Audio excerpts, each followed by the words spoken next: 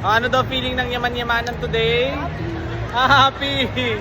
Yan. Kamusta daw ang feeling yaman-yamanan today? Happy. Ayusin ang mga kilos ha. Huwag di papahalatang maraming loan. Sinasabi ko sa inyo. Baka hindi kayo papasukin sa mga store dyan.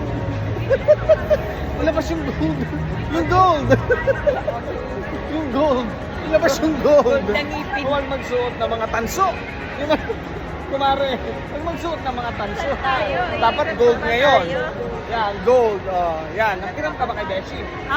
Ano hiniram mo kay Beshi? Shout out mo? Shout out, Beshi. Ganyan lang o. Yan. Shout Edson. Yaman-yamanan. Yaman. Ito, sinuot talaga nito. Yan, nasan yung mga gold? Gold ang suot ha, hindi tanso. Sinasabi ko sa'yo. Pintas ko kanina. Saan? Seryoso? Hindi, nakuha ko naman. Akala ko.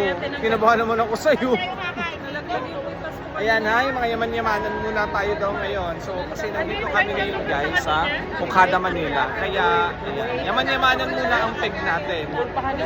Sabi ni Kumaring Melay, yaman-yamanan daw muna tayo ngayon ha. Suotin ang mga gold, hindi tanso. Ayusin, saan yung mga gold? Yan, ganito dapat ang mga suot. Ito, cellphone. Cellphone, yan, okay. Magkano to? 90,000. 90,000. Mayaman nga, mayaman nga. 90,000.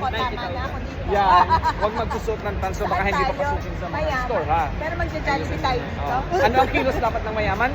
Paano? Ganun. Ikaw. Thanks a lot. Yan, Let's go alam nyo there. na, ha? Paano yung style ng mayaman? Paano? Yan. Yan. At least, ready. Ano? Ready itong dalawang to. Yan. Nakakatuwa naman. So, lakad-lakad tayo. Saan tayo?